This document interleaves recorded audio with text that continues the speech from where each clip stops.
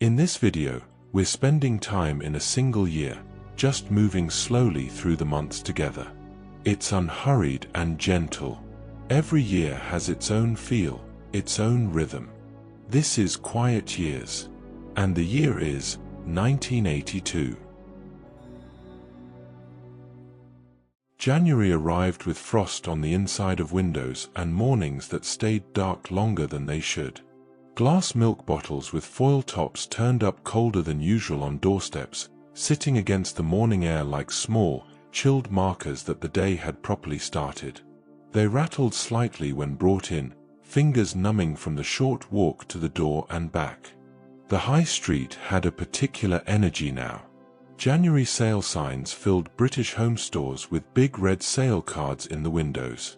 People drifted past and saw arms full of hangers and folded knitwear, carrier bags already creasing under the weight. There was a quiet determination to it, shoppers moving between rails, coats still buttoned, scarves looped loosely as the warmth reached them. Television carried its own small changes. The new ITV Regions TVs, TSW and Central arrived with fresh idents at the start of the month. People noticed it most when the picture snapped to a different logo before the evening programs, like the television had quietly changed hands. Central News began on ITV in the Midlands. It felt like a new local voice in the room, coming on while plates were being cleared and the kettle was settling. Shakin Stevens' Oh Julie sat at number 1 in the UK singles chart during the month. It drifted out of shop radios and car windows, bright and catchy without asking for attention. The tune had a lightness that cut through grey afternoons, heard in passing while waiting at pedestrian crossings or standing in queues. Mornings took their time. The sky stayed flat and pale well into the day, and even when the sun appeared it felt distant.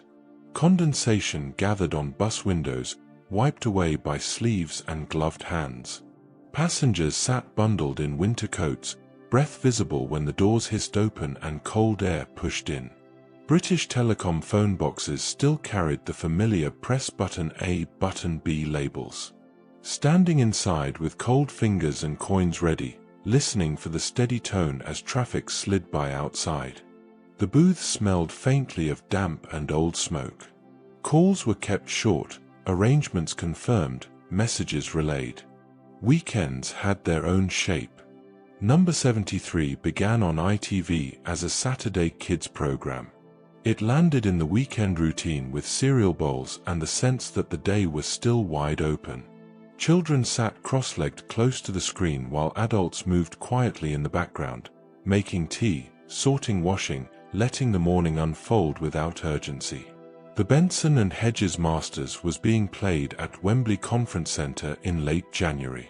It was there on the telly like a quiet indoor glow, balls clicking while the rest of the room carried on.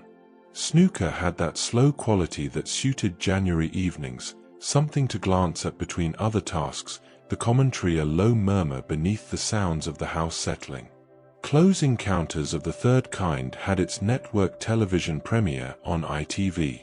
Even people only half watching caught the title card and stayed a little longer than they meant to.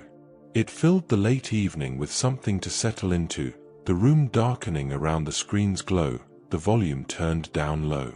Late nights brought their own routines. OTT started on ITV as a late-night comedy slot. It was the kind of thing stumbled into after the news, when the house was darker and the volume had been turned down. Laughter drifted through from the television while someone made a final cup of tea in the kitchen.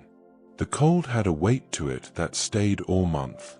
Pavements glistened with frost in the mornings, and handrails felt sharp against bare skin. People walked with hands deep in pockets, heads slightly bowed, scarves pulled up over chins. At home, small comforts took on more importance. The click of the kettle reaching boil, the weight of a hot mug between palms, curtains drawn early against the dark. Radiators ticked and settled, warmth spreading slowly through rooms. January didn't rush. It moved at its own pace, steady, unremarkable, each day much like the one before. People went about their routines without fanfare, the month unfolding around them in layers of cold mornings and early darkness, shop windows and television screens, the quiet rhythm of work and home. Nothing announced itself. Everything simply was. February brought a softer kind of cold, the sharp edges of January beginning to dull. Mornings still required scraping frost from windscreens and waiting for the car to warm, but there was something lighter in the air now, not warmth exactly, just the first suggestion that winter wouldn't last forever. Light came earlier, stayed a fraction longer, though the afternoon still turned grey and heavy before tea time. Five Nations rugby was in full swing, with Saturday fixtures continuing through February.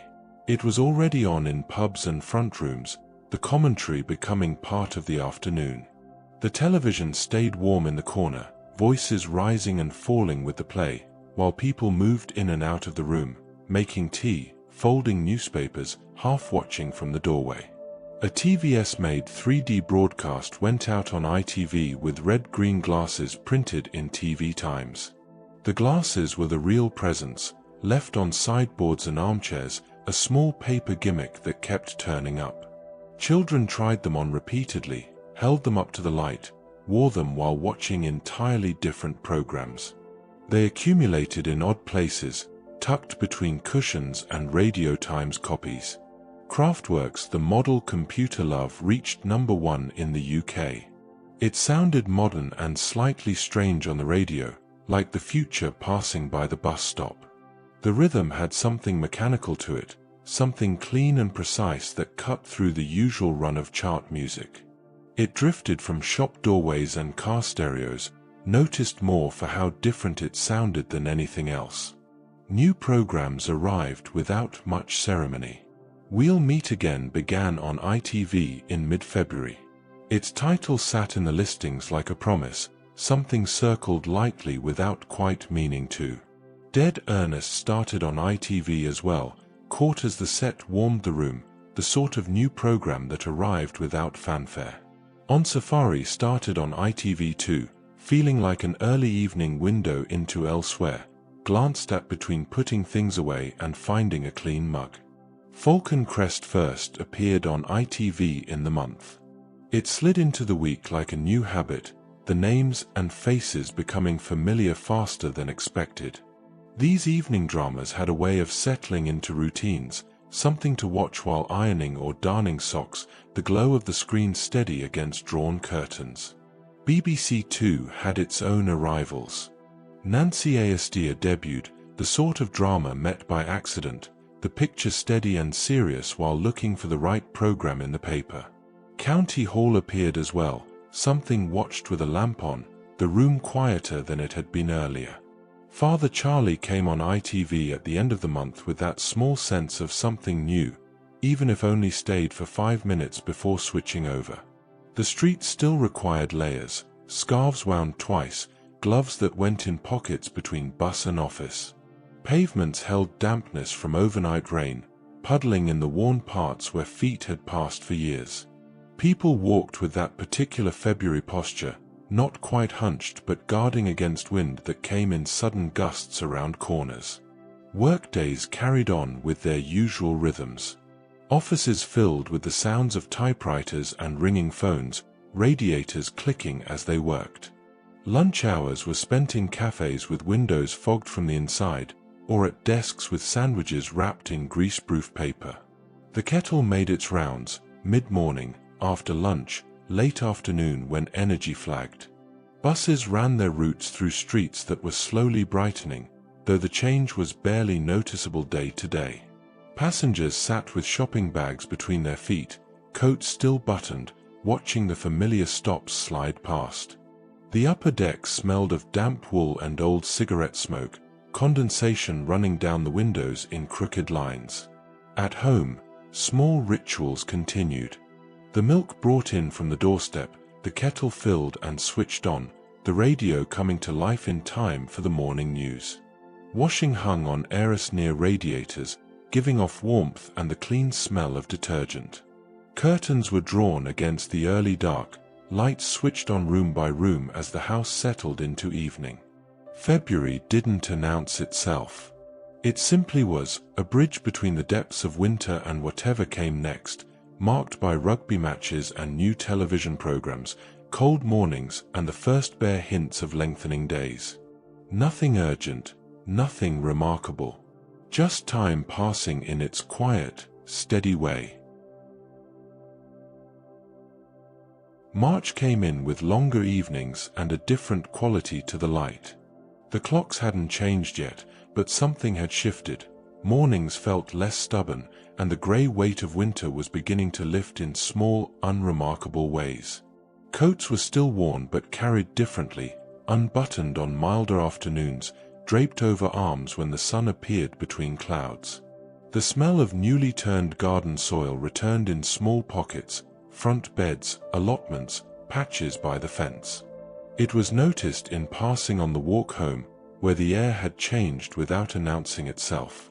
A faint, earthy scent that caught for a moment and then disappeared again, mixed with bus exhaust and chimney smoke. Easter eggs started taking over shop shelves in their shiny paper boxes. Stacked near the tills, too early and yet somehow already normal. Children slowed down near the displays, fingers tracing the foil wrapping, while parents steered trolleys past with practiced efficiency. The colors were bright against the fluorescent lights, gold, purple, red, a small advance signal of something still weeks away. Goombay dance band Seven Tears reached #1 in the UK singles chart during the month.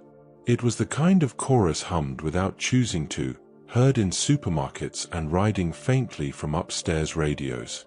The melody had a lightness that suited the gradual warming, something bright threading through checkout queues and open car windows. Television carried its usual rhythm of arrivals and departures. Murphy's Mob began on ITV at the start of March, appearing like a new thread in the week, turning up in the listings when nothing had been before. Dear Heart debuted on BBC Two, feeling like a gentle change of pace, the sort of program left on while the evening settled. 321 Contact arrived on ITV near the end of the month, looking bright and practical, like something meant to be watched with school shoes kicked off in a heap. The last edition of Multicolored Swap Shop went out toward the end of March. People noticed because it had been a fixture, something that had sat in the Saturday morning background for years. Its absence would be felt more than its presence had been, the way routines only announce themselves once they've stopped. The Oxford-Cambridge boat race was rowed late in the month on the Thames. It was a familiar kind of afternoon television, checked in on between cups of tea and the Sunday roast preparations. The commentary drifted through from the front room while vegetables were peeled in the kitchen, the race itself over quickly but filling the time around it with a comfortable sense of occasion. British summertime began towards the end of March, with the clocks moving forward overnight. It was felt the next evening, when daylight lingered a little longer over the pavements. The adjustment took a few days to settle, mornings darker again for a while, evenings suddenly stretched and strange. Children played outside later, voices carrying from gardens and side streets, the brightness refusing to fade as quickly as it had. Packs of Panini-style football stickers were still being traded in school playgrounds and on front steps. The quick ritual words, swap, doubles, got, carried like a small local economy. Stickers were kept in careful stacks, slipped into blazer pockets, examined during break time with the seriousness of collectors.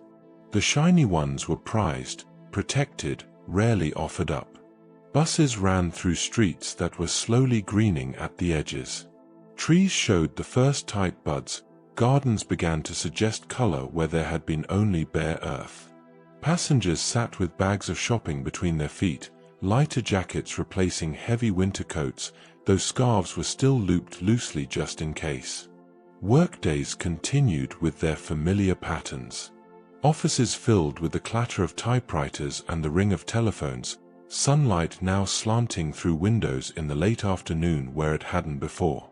Lunch hours stretched slightly, people lingering outside with sandwiches, faces turned toward the pale warmth. At home, Routines adjusted to the shifting light. Curtains drawn later, lamps left off a little longer. The television still warmed the corner of the room, programs watched and half-watched as washing was folded and tomorrow's packed lunches assembled.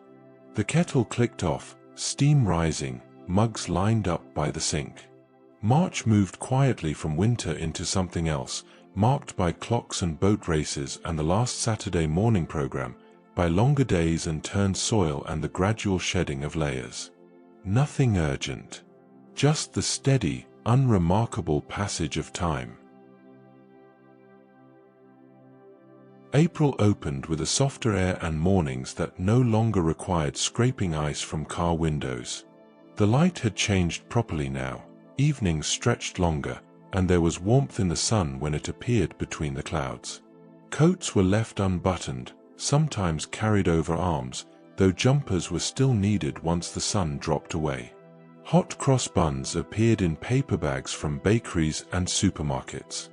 They showed up on tables without ceremony, toasted quickly and eaten standing at the counter. The smell of them, sweet, spiced, slightly charred at the edges, filled kitchens in the mornings, mingling with tea and the sound of the radio warming up. The Grand National ran at Aintree in early April. Even people not following racing heard the name spoken in shops and on the radio, as if it were part of the weekend itself. The race was on in pubs and front rooms, the commentary rising and falling while people moved between tasks, glancing at the screen when the pace quickened. Paul McCartney and Stevie Wonder's Ebony and Ivory reached #1 during the month.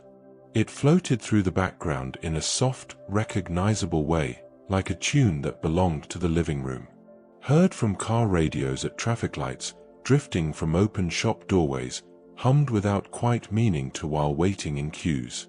Television carried a steady stream of new arrivals.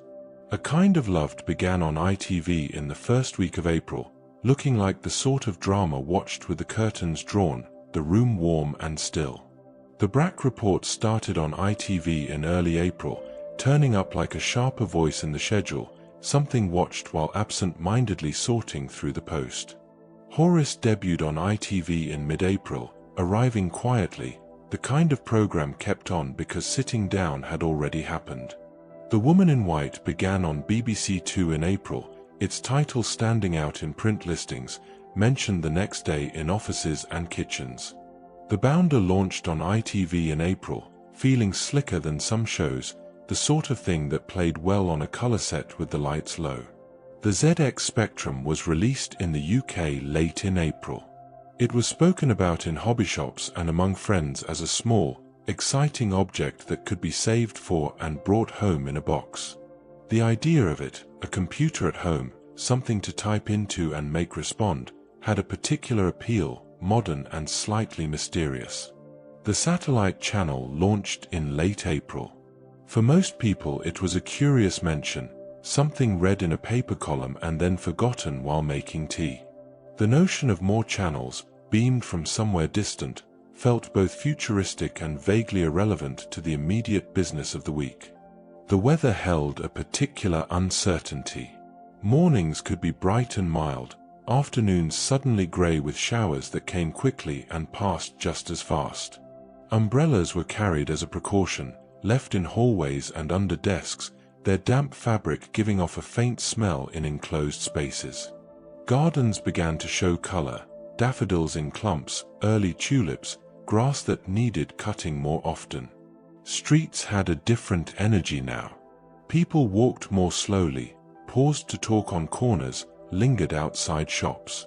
Children played later into the evening, voices carrying from back gardens and side streets, the light refusing to fade as quickly as it had in winter. Bicycles reappeared, left leaning against walls and railings.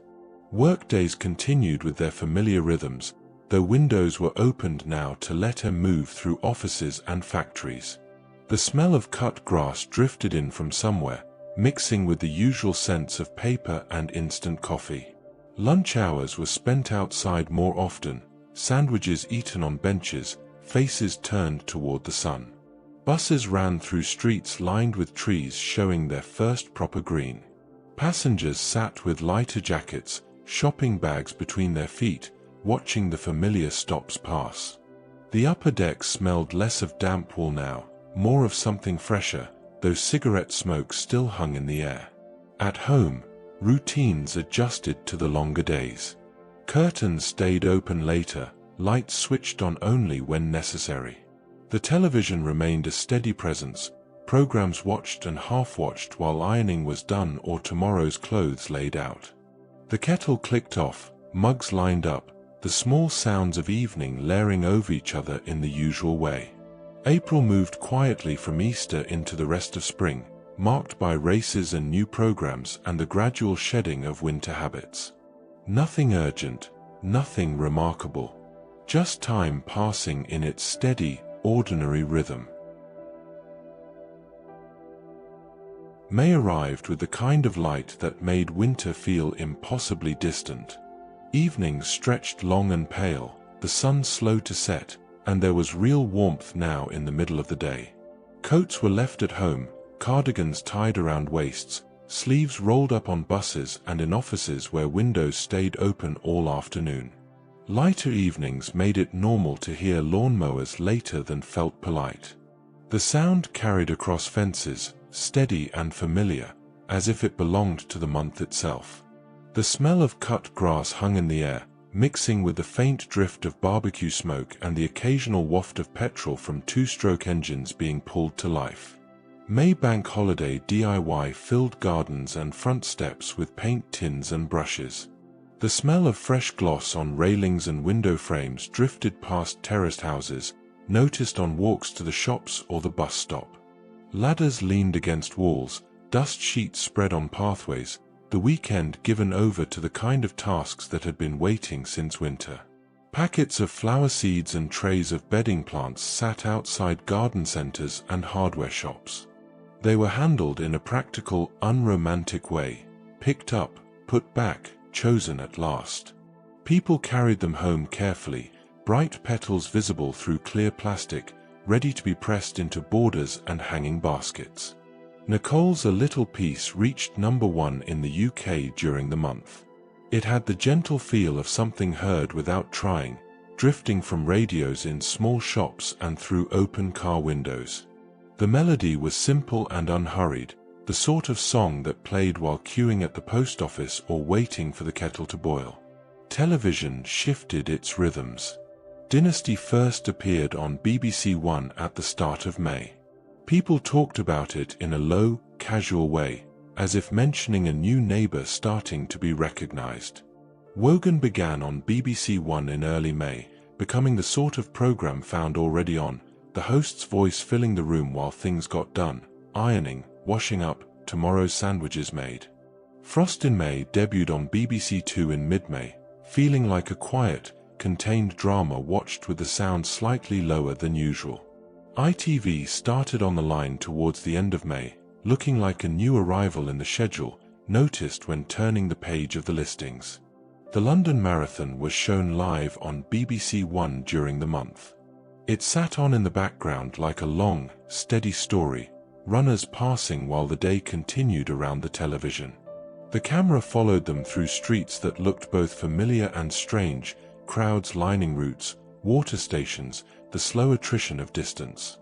The FA Cup final between Tottenham Hotspur and Queen's Park Rangers took place in May. The match was something heard through open pub doors, or seen reflected in living room windows at dusk. Commentary drifted across gardens and through opened windows, rising with the action, settling again in quieter moments. Streets had a different quality now.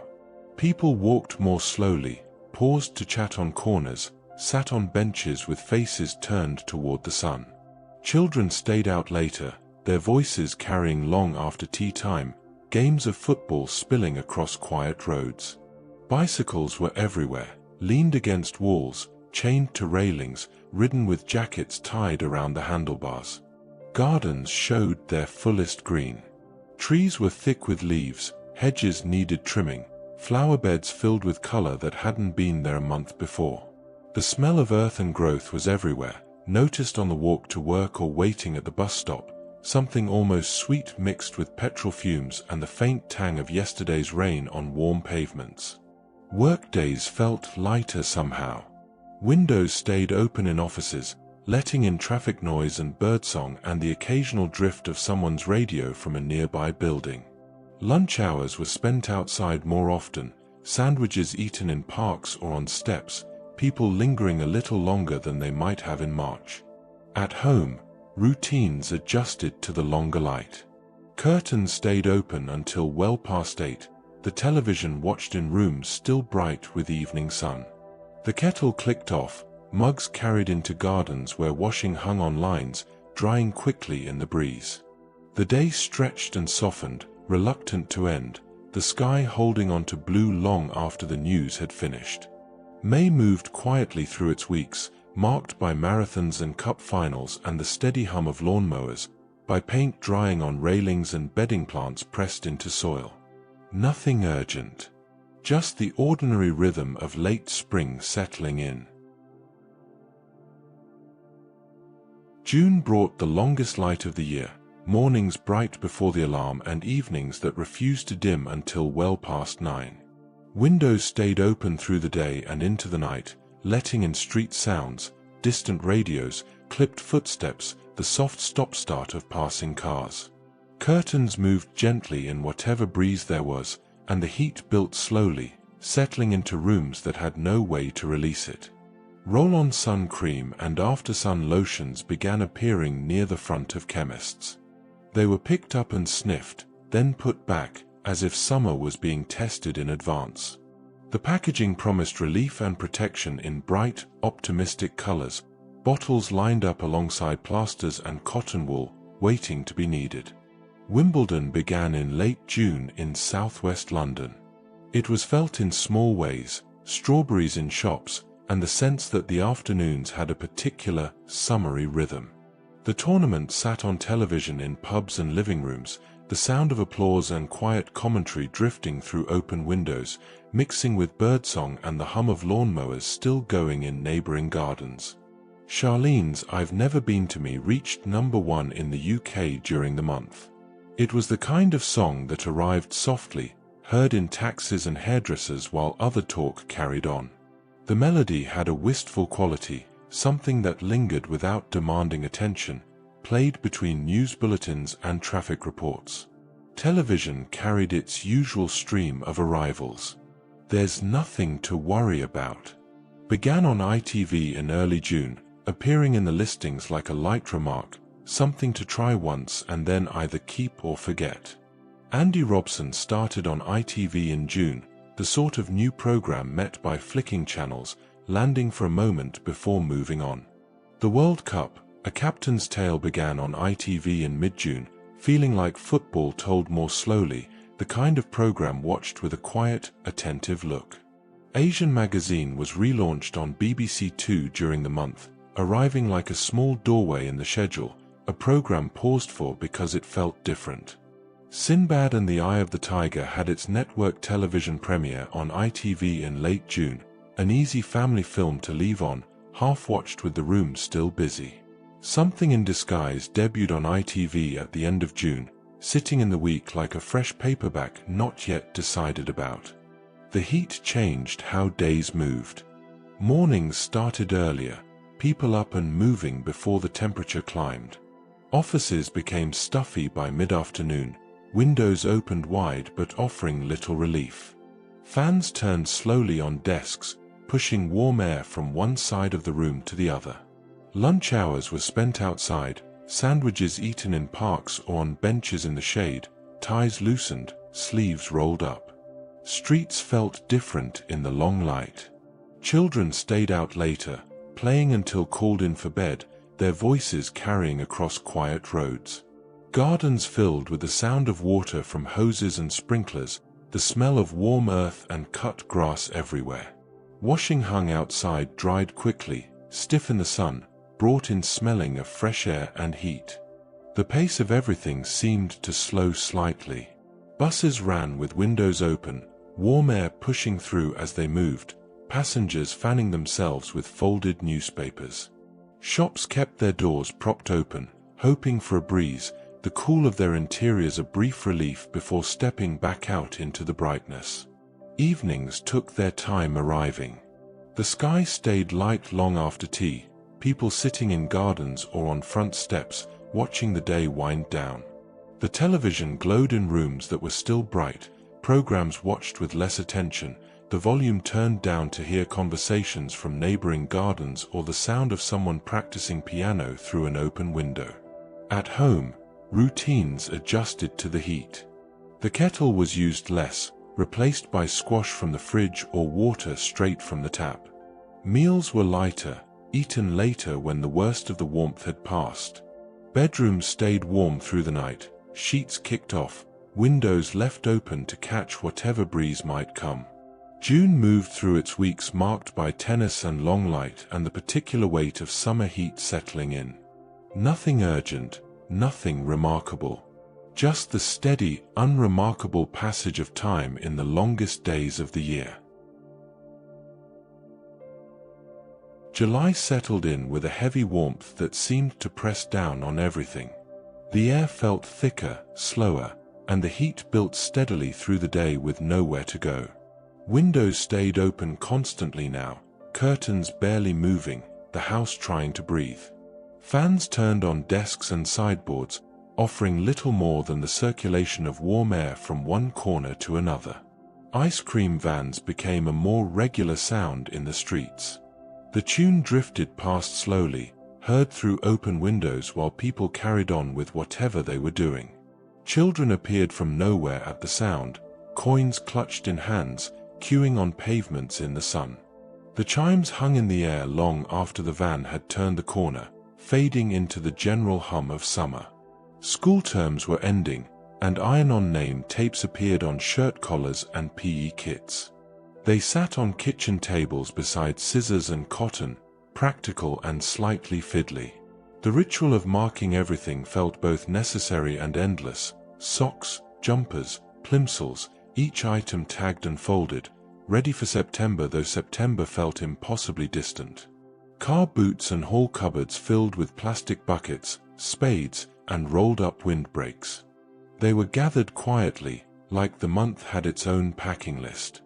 Beach towels were pulled from airing cupboards, sun hats located, old beach bags checked for sand still lingering from last year. The preparation happened in stages, a slow accumulation of what might be needed. Irene Cara's fame reached #1 in the UK during the month. It turned up everywhere, whistled in corridors, heard from upstairs bedrooms, caught between stations in the car. The energy of it felt almost too bright for the heat, but it played on regardless, from shop radios and open car windows, impossible to ignore or forget. Television offered its usual presence. Food and drink began on BBC Two in early July, with a relaxed, talkative feel, the kind of program that made you notice your own cup of tea. Pullover debuted on ITV at the start of July, appearing like a small new piece of the schedule, something to let run while staying in the room. Rep began on ITV in July, feeling like a program for later in the evening, watched when the day's noise had thinned out.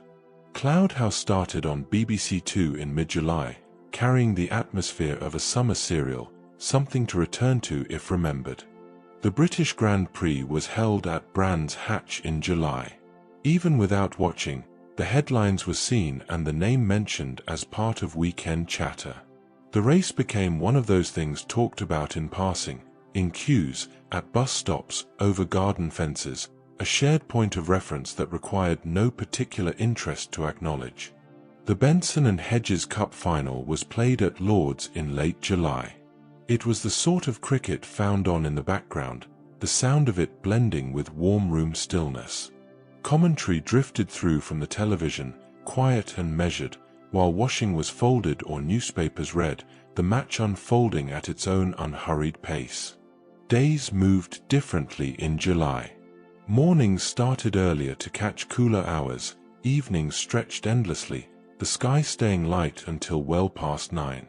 Gardens filled with the steady sound of sprinklers and the smell of warm grass. Washing hung outside dried almost too quickly, stiff and sun-bleached by afternoon. Streets felt quieter in some ways, busier in others. Families were away, houses left with curtains drawn and milk cancelled.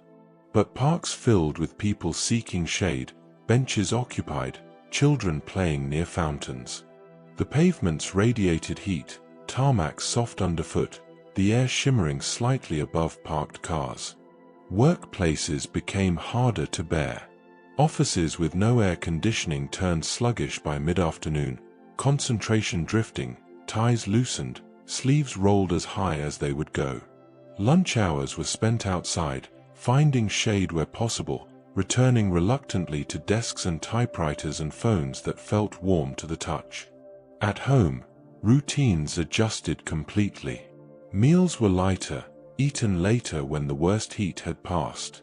The kettle was used less often, replaced by cold drinks from the fridge. Bedrooms stayed warm through the night, sleep fitful, sheets pushed aside, windows left wide open hoping for a breeze that rarely came. July moved through its weeks marked by cricket and motor racing and the particular weight of high summer settling in. Nothing urgent. Just the ordinary rhythm of the hottest month, noticed in ice cream vans and open windows and the slow passage of long, bright days. August carried the particular stillness that comes when the year pauses between one thing and another. The heat persisted but felt older now, more settled, less surprising. Mornings were warm from the start, evenings still bright and long, but there was something different in the air, a sense that summer had peaked and was now simply continuing, comfortable in its own routine. Dexys Midnight Runners Come On Eileen reached #1 in the UK during the month. It burst out of radios with a rough, joyful edge, like it belonged to noisy kitchens and busy high streets. The song had an energy that cut through the heat, impossible not to notice, heard from car stereos and shop doorways and transistor radios carried to parks and beaches. August bank holiday traffic built up on main roads toward the end of the month. The slow lines of cars were visible from bridges and laybys, roof racks loaded with windbreaks and cool boxes, the pace of travel turning patient. People sat in stationary queues with windows down, checking watches, rearranging bags, the journey stretching longer than planned but accepted as part of the day. Postcards with glossy seaside photos were posted back through red pillar boxes. They were written quickly, 2 lines, a name, a brief weather report, then sent off like a small duty. The cards accumulated on doormats and kitchen tables back home, propped against fruit bowls, evidence of where people had gone and what the weather had been like when they got there. Small bottles of Robinson's squash concentrate turned up in picnic bags. They were poured without measuring, turning water into something faintly sweet and colored. The bottles sat alongside sandwiches wrapped in cling film and apples that had gone slightly warm, everything tasting of summer and plastic containers and the inside of bags left too long in the sun. Arcade 10p and 20p coins filled pockets in seaside towns. They had that warm metal feel from being handled all afternoon, counted and recounted before another go. The machines beeped and chimed in darkened arcades that smelled of old carpets and the sea, children clustering around them while parents waited near the entrance with carrier bags and tired expressions. Strawberry and raspberry trifles appeared more often in glass bowls in the fridge. They were the kind of pudding noticed when the door opened, pale layers waiting behind the milk. Made for Sunday lunches that stretched into the afternoon, or simply because the fruit was there and trifle felt right for August. Cool, sweet, easy to serve in smaller bowls while standing at the counter. Television offered its usual low-key arrivals. Comic Roots began on ITV at the start of August, feeling like an easy early evening watch, the kind caught while moving around the room.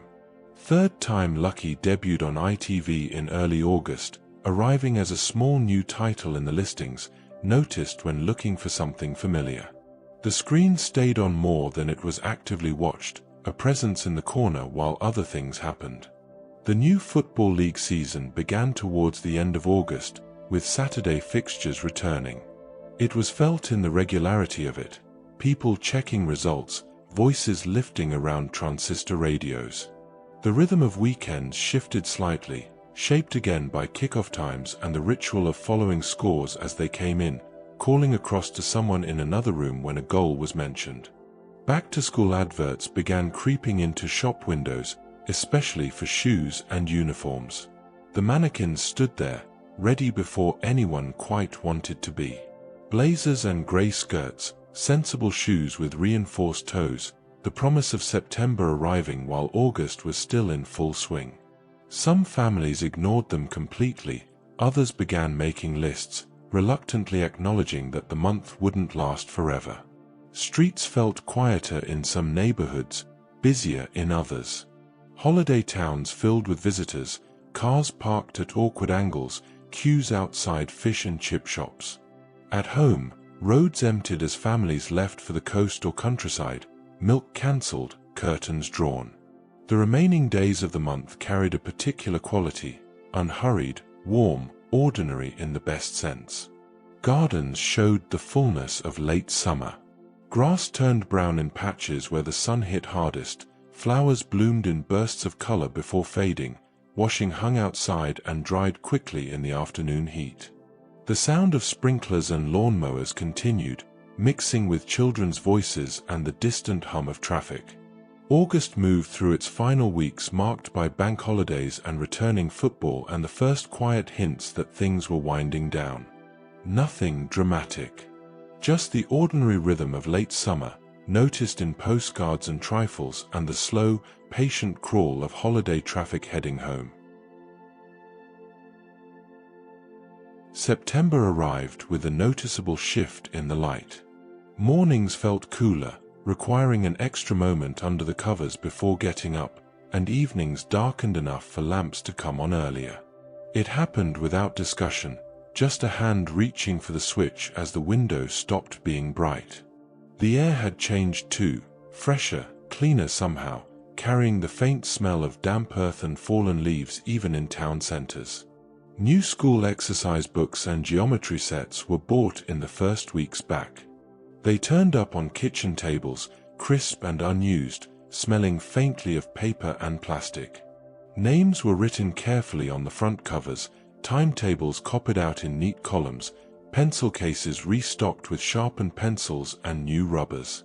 The rhythm of term time reasserted itself, early alarms, packed lunches assembled in the morning rush, blazers pulled from wardrobes where they'd hung all summer. Freshly issued bus passes and season tickets appeared in wallets again. They were flashed briefly at conductors and drivers, the routine returning to its grooves. Buses filled earlier now, carrying children in uniform and adults returning to regular commutes after the looser patterns of August. The same faces reappeared at the same stops, the same quiet nods of recognition exchanged without need for conversation. Survivor's Eye of the Tiger reached #1 in the UK during the month. It sounded bold even through small speakers, turning up in gyms, pubs, and passing cars. The song had a driving energy that cut through the settling-in mood of September, impossible to ignore when it came on, heard everywhere from shop radios to transistors carried past on the street. Television carried its own set of new arrivals. Time Watch began on BBC Two at the start of September, feeling calm and serious, the kind of program watched while the rest of the house quietened down. Radio Phoenix debuted on ITV in early September, looking like a fresh, unfamiliar title to try once, just to see what it was. The Late Breakfast Show started on BBC One in early September, arriving with that slightly unruly weekend feeling, watched while people made toast and found the newspaper. Cousin Phyllis began on ITV in the first week of September, appearing in the listings like a small new drama, something to catch if you were in. Claire began on ITV during the month, slipping into evenings quietly, the sort of show recognized more by its mood than its name. The Commonwealth Games in Brisbane began late in September. It came through on broadcasts as distant sunshine and stadium noise, noticed while the British day carried on as usual. The time difference meant events unfolded at odd hours, results arriving during breakfast or late at night, the competition feeling both present and remote at the same time. Streets had a different quality now. The long, loose days of summer had ended, replaced by schedules and routines. Playgrounds filled at set times, shops restocked with autumn stock, warmer jumpers appearing in windows where t-shirts had been, displays of school shoes and sensible coats taking over from sandals and shorts. Mornings required layers again. Cardigans were pulled on over shirts, light jackets retrieved from the backs of wardrobes. The heating hadn't come on yet, but it was thought about, discussed in passing, whether to wait a bit longer or give in and switch it on for an hour in the evening. Houses held on to the warmth of the day longer than they would in a month's time, but the chill was starting to creep in around the edges. Workplaces settled back into their full rhythms. Offices filled properly again after the staggered holidays of summer, desks reoccupied, phones ringing with renewed purpose. The pace picked up slightly, not rushed but more focused, people returning with tans that would fade by October and stories that would be told once and then filed away. At home, routines adjusted to the changing light.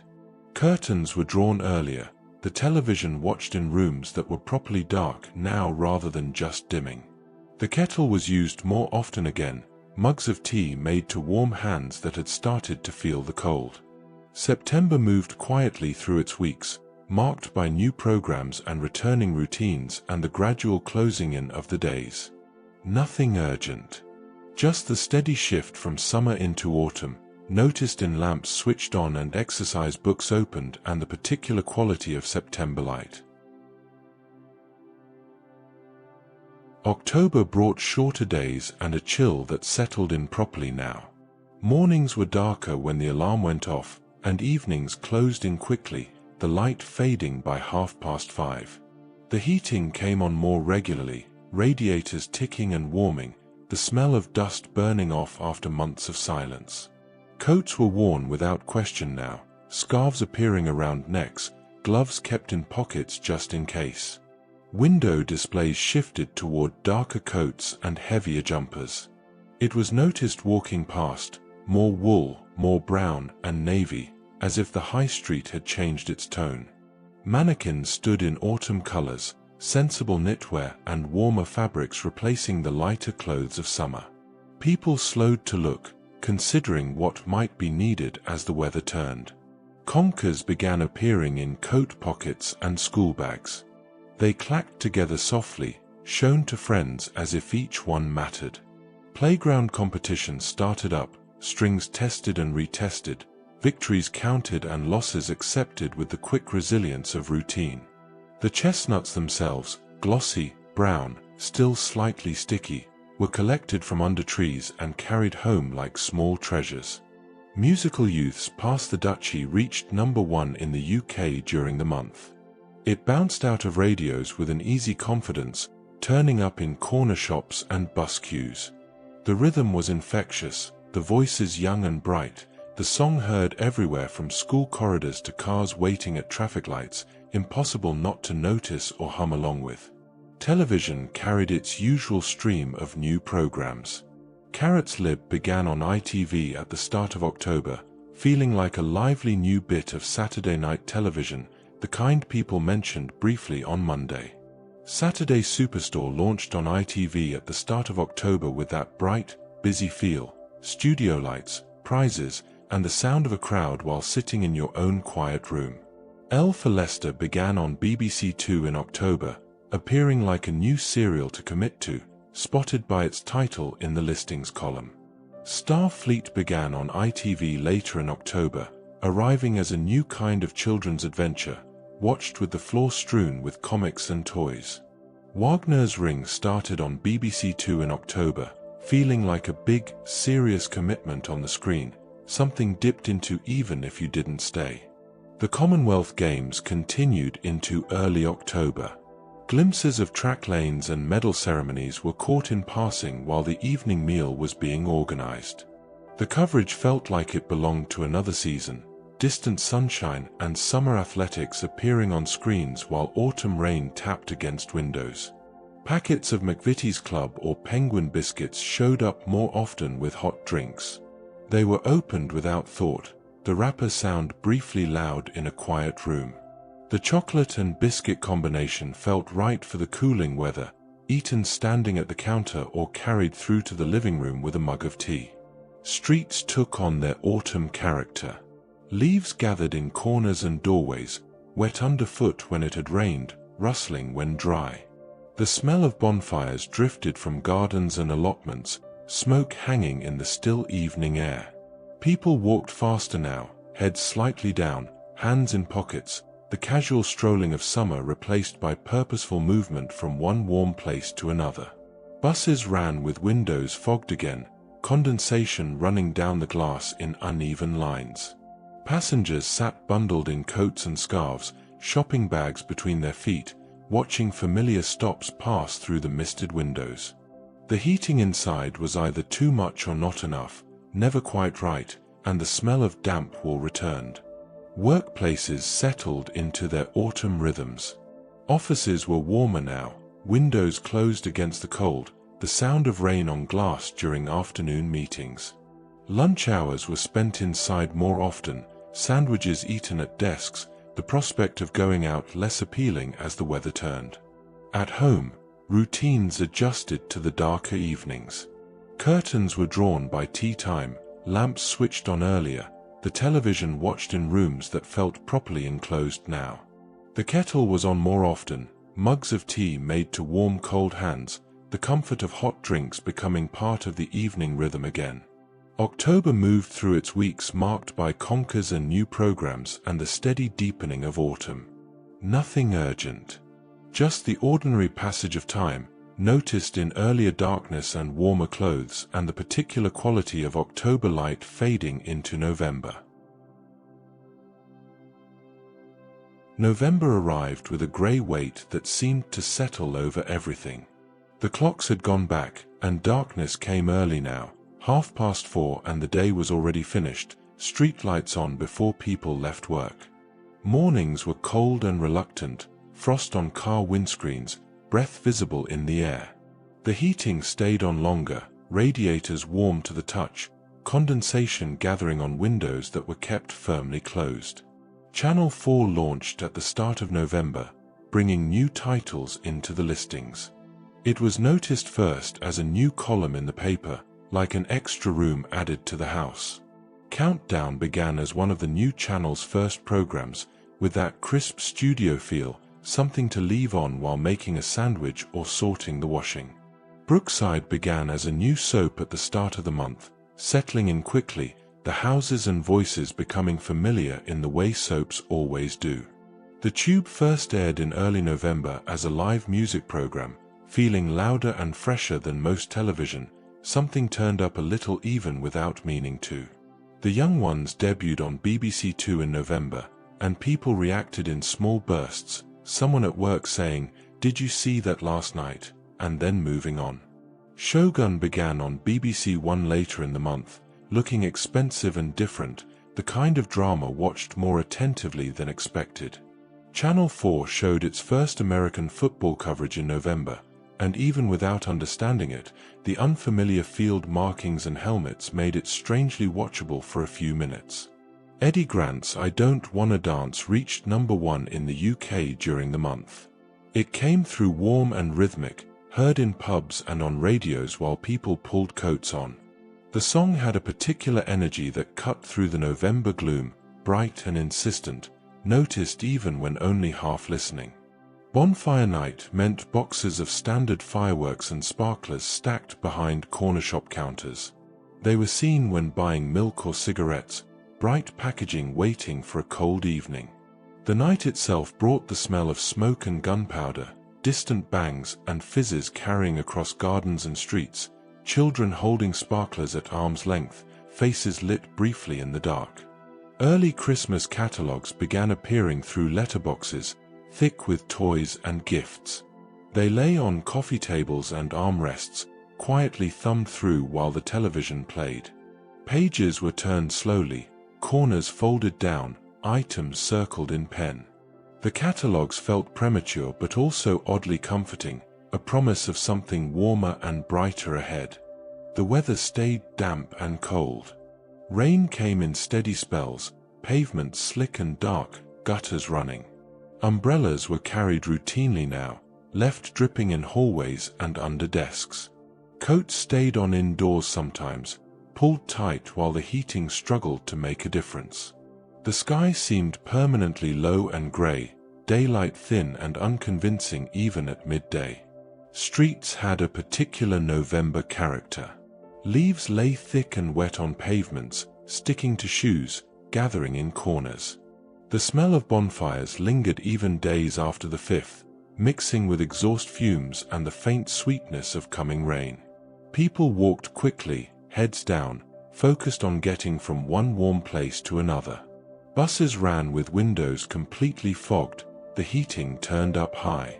Passengers sat packed together, shopping bags at their feet, coats unbuttoned in the warmth. The smell of damp wool and old cigarette smoke filled the upper deck, condensation running down the windows in thick rivulets.